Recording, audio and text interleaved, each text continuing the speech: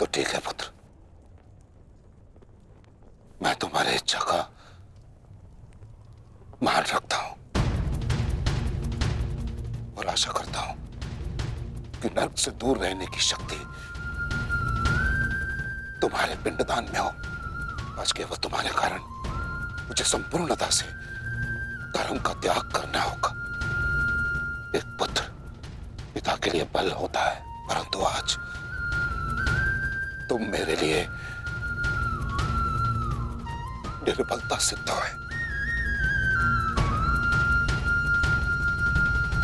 और आप भी सुन लीजिए युवराज, यदि मैंने अपने संपूर्ण जीवन काल में पुण्य किया है तो उन समस्त पुण्यों का मैं कवच निर्मित करता हूं। यदि अपने जीवन में मैंने अपने शिष्यों को समान रूप से देखा होगा तो इस कवच को कोई नहीं फेंक सकता, कोई नहीं। यदि मैंने अपने शिष्यों को संभावना से कम और समर्पण से अधिक शिक्षा नहीं दी होगी तो आज मेरे हाथों से मेरे शस्त्रों को कोई नहीं छीन सकता। इसलिए मैं भारद्वाज पुत्र द्रोण प्रण लेता हूं कि इस कुरुक्षेत्र में जो योद्धा मेरे समक्ष आएगा मैं उसका वध कर दूंगा।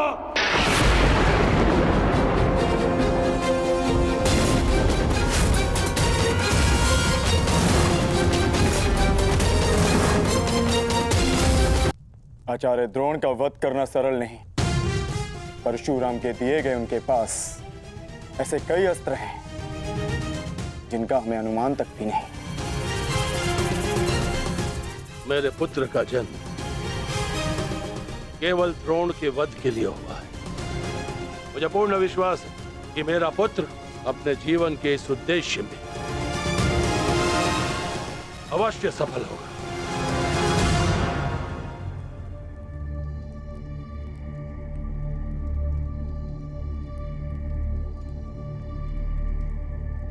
ये युद्ध सरल नहीं है कर्ण। तुम्हें अपना ध्यान केवल युद्ध पर केंद्रित करना होगा। मेरी चिंता का कारण मोह है वृषाली। वो मोह जो बड़े से बड़े योद्धा को निर्बल कर देता है और किसी की निर्बलता शत्रु का सबसे बड़ा शस्त्र न बन जाए।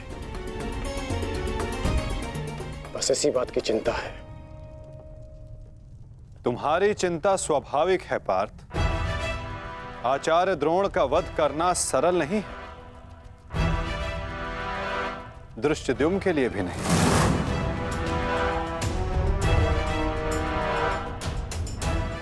तो क्या कोई व्यू नहीं जो हम आचार्य द्रोण के विरुद्ध उपयोग कर सके? मैंने कहा कि आचार्य द्रोण का वध करना सरल नहीं। मैंने ये नहीं कहा कि ऐसा करना असंभव है।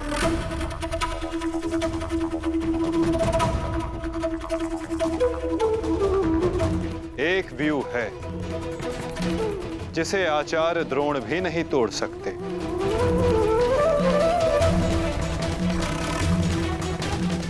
पुत्र मोह व्यू।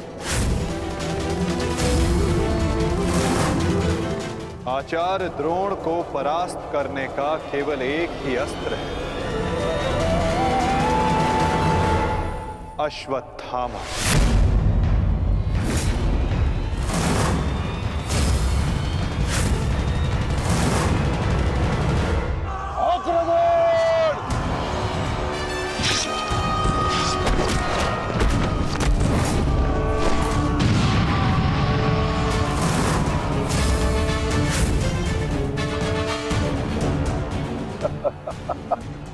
अच्छा है, तीसों भाई एक साथ मेरे समक्ष आ गए।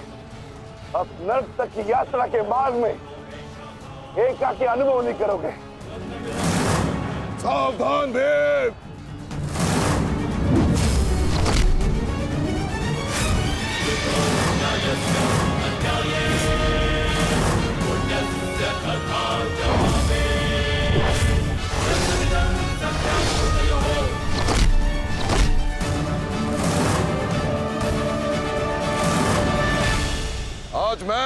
हस्तिनापुर नरेश महाराज धृतराष्ट्र के सभी पुत्रों का कवच हूं। यदि किसी ने भी उन्हें हानि पहुंचाने का दुस्साहस किया तो उसे मृत्यु में स्वयं दूंगा, और ये मेरा संकल्प है।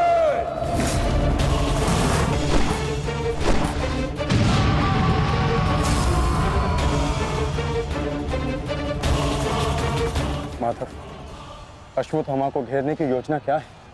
हमारी योजना तो कब की प्रारंभ हो चुकी है पार्थ। क्या हुआ अश्वत्थामा? तुम्हारे पिताश्री कहाँ हैं?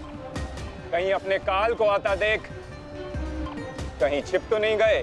धृष्टद्युम्न, ना आचार्य द्रोण किसी से भयभीत है और ना ही उनका पुत्र। आज अपने पिता के काल का काल मैं स्वयं बनूंगा।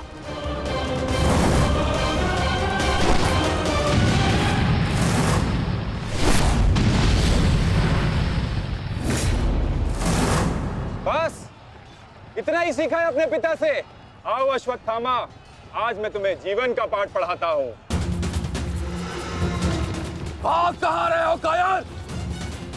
साहस है तो द्वंद्व करो। सारथी, पीछा करो।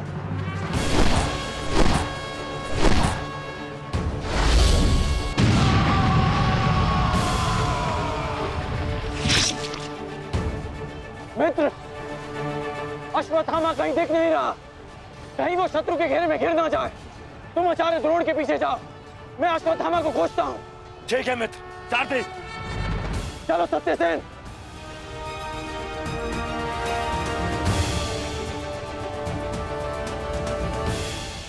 तुम मेरे पिताश्री के काल हो, मेरे नहीं। परंतु आज मैं तुम्हारा काल बनकर आया हूं। सावधान।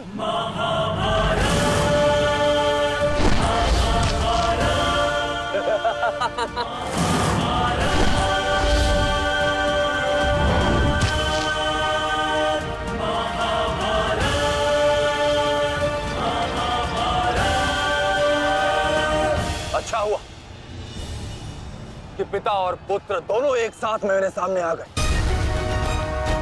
आज तुम दोनों मेरे हाथों वीर गति को प्राप्त होगे।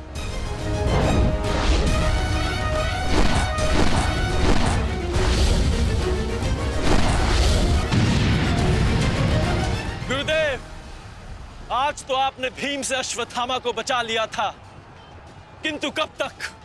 अब चाहे हमारा वध कर दो, किंतु हमने भी आज संकल्प लिया है कि मृत्यु दोनों पक्षों में होगी।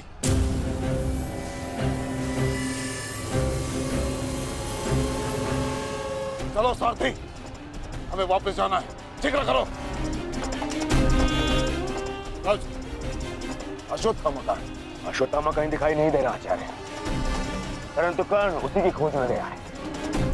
चलो सारथी।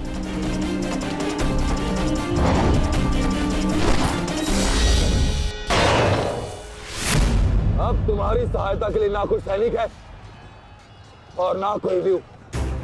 अब तुम दोनों को मेरे हाथ से कौन बचाएगा? सावधान।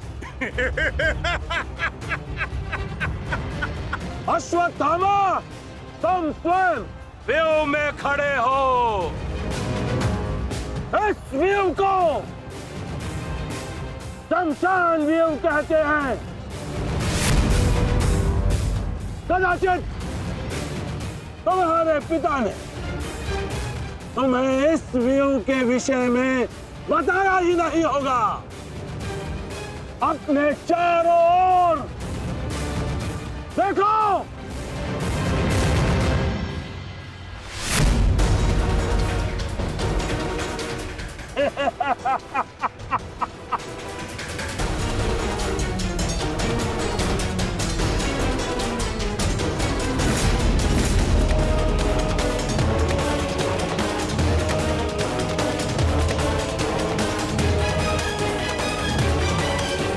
अश्वत्थामा, सावधान।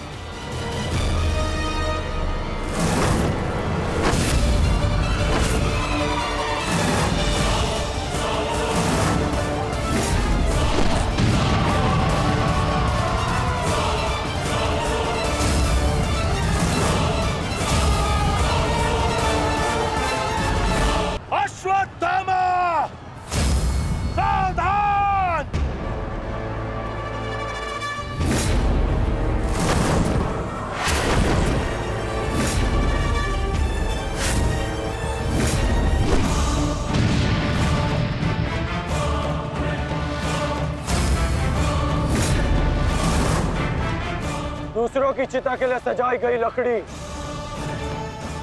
कभी कभी स्वयं को भी जला देती है धृष्टद्युम्न। अर्जुन, अंगराज कर्ण अश्वत्थामा की रक्षा के लिए शमशान व्यू में आ चुका है। हमारी योजना संकट में है।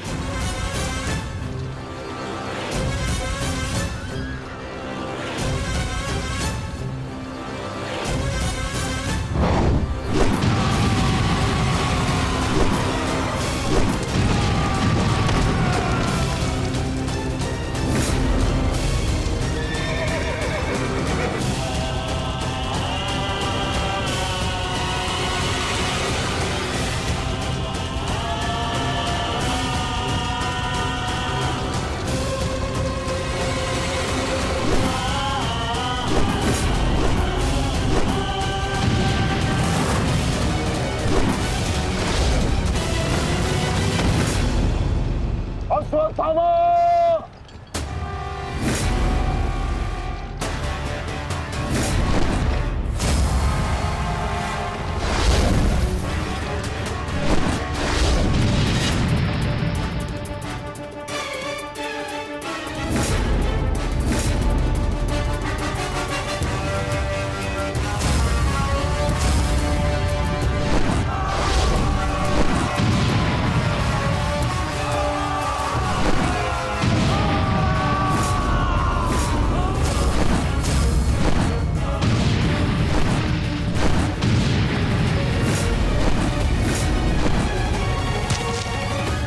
अंगराज,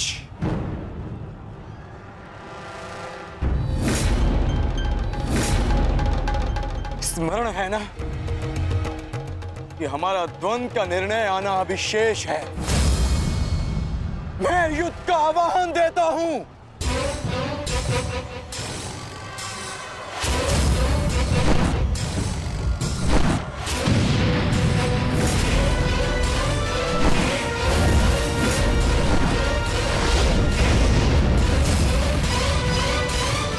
सावधान द्रुपद!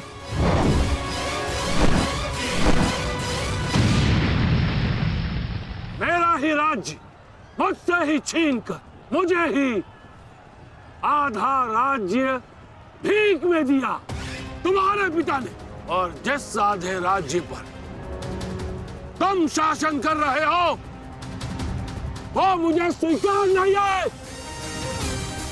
इस अपमान का प्रतिशोध आज अवश्य लेकर रहूंगा। जो अपनी पुत्री का अपमान होने से न रोक सके वो अपने राज्य और अपने सम्मान की रक्षा क्या करेगा? तुम उस विषधर के समान हो जिसके विषदंत टूट चुके हैं। मेरी बात मानो और समर्पण कर दो, तुम्हारे प्राण बचे रहेंगे। प्राण तो अब तेरे नहीं बचेंगे।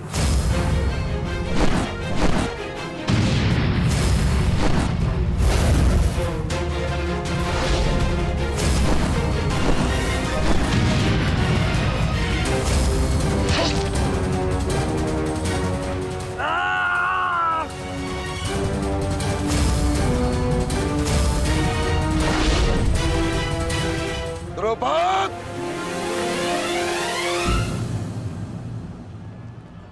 तुम्हारी शत्रुता केवल मेरे साथ है, उसका प्रतिकार तुम मेरे पुत्र से मत लो, अन्यथा अनर्थ हो जाएगा। तुम्हारी गुरु दक्षिणा में मिला हुआ मेरा आधा राज्य तुमने अपने पुत्र को दिया, तो तुम्हारी शत्रुता का मूल्य भी तुम्हारे पुत्र को ही चुकाना होगा। सावधान!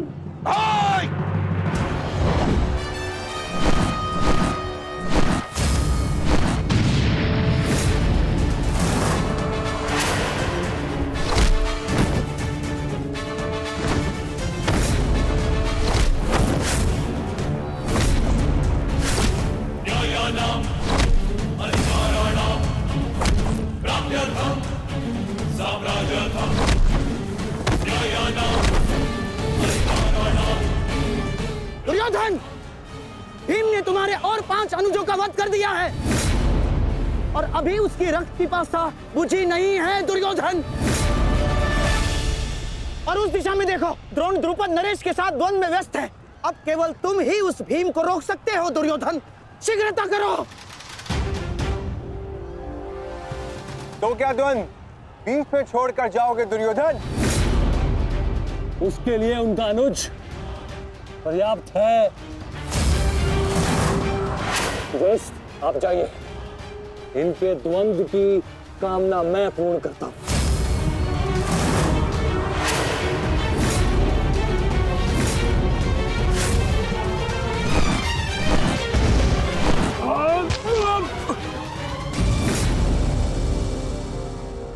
बार बार मुझे छोड़कर मेरे पिता पर वीरता क्यों दिखाते हो आचार्य? मुझसे द्वंद्व करो, मेरे जीवन का एक ही उद्देश्य है और वो है मेरे हाथों आपका वध। तब तक तुम्हें प्रतीक्षा करनी होगी धृष्टद्युम्न, क्योंकि जब तक द्रोण के हाथों में उसके शस्त्र हैं, स्वयं काल भी उसका वध नहीं कर सकता। और स्मरण रहे धृष्टद्युम्न, तुम्हारे साथ साथ तुम्हारे जीवन का ये उद्देश्य भी उपहास बन के रह जाएगा। शस्त्र त्यागने की क्या आवश्यकता है द्रोण? प्रेम, सम्मान, धर्म तो तुम पहले ही त्याग चुके हो। मेरे पिता तुल्य गुरु और अपने पिता महर्षि भरद्वाज पर तो तुम लांछन भी लगा चुके हो। तुम्हारी आत्मा तो कब की मर चुकी है द्रोण, कब की। अब केवल यह शरीर है, इसे त्यागने का समय आ गया है और वो समय अभी है। सावधान द्रुपद!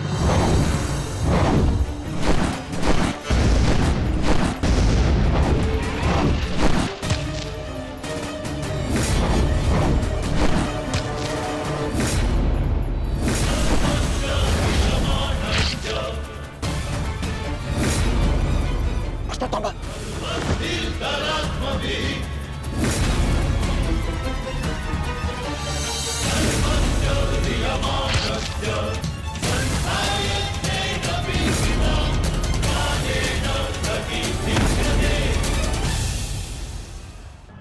द्रुपद!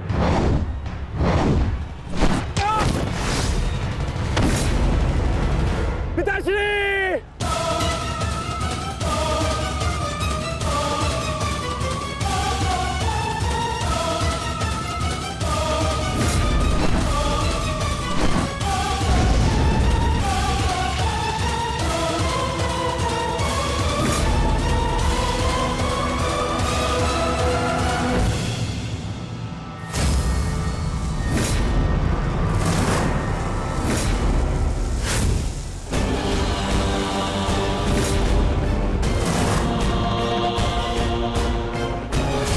सावधान अश्वत्थामा!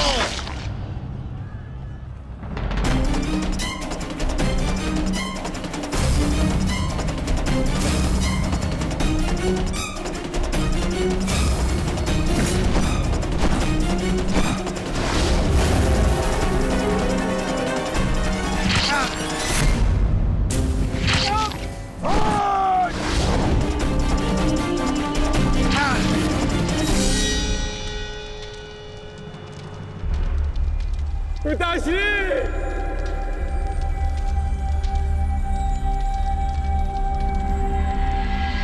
आचार्य द्रोण ने क्रोध में आकर अपने अग्नि शस्त्र से पांचाल नरेश को जीवित जला दिया है महाराज। अर्थात आचार्य द्रोण ने अपना वचन पूर्ण किया, उन्होंने द्रुपद का वध कर ही दिया। तुम देखना संजय, तुम देखना संजय, एक दिन पांडवों का अंत भी निश्चित है। और दुर्योधन?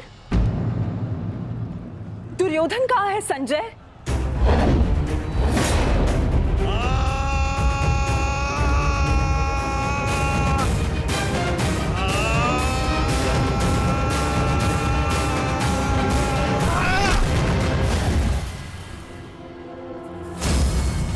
तुम्हें ज्ञात भी है, अब तक तुम्हारे 55 अनुजों का रक्त मैं अपनी गदा को पिला चुका हूं।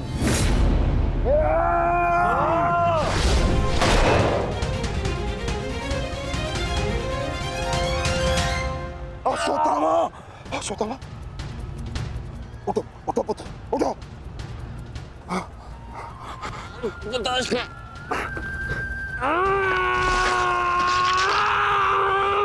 पुत्र पुत्र पुत्र, तुम बहुत अधिक चोटिल हो गए हो। तुम एक काम करो, तुम शिविर में जाओ, जाओ। नहीं पिताश्री, मैं कोई बालक नहीं हूँ पिताश्री जो इस चोट से हार जाऊंगा। एक योद्धा रणभूमि छोड़कर नहीं जाता पिताश्री। मेरी बात मानो, तुम्हें बहुत आवश्यक है वहां जाना। जाओ शिविर में जाओ, जाओ पुत्र, मेरी बात मान लो, जाओ जाओ पुत्र। अनर्थ कर दिया तुमने द्रोण। मुझे मेरे पिता की मुखाग्नि देने का अवसर भी नहीं दिया। अब तुम्हें आर्य भी मेरे हाथों से नहीं बचा सकते।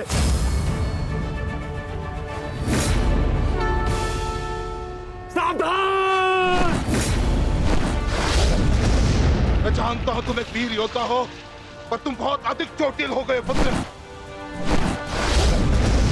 तुम इस अवस्था में युद्ध नहीं कर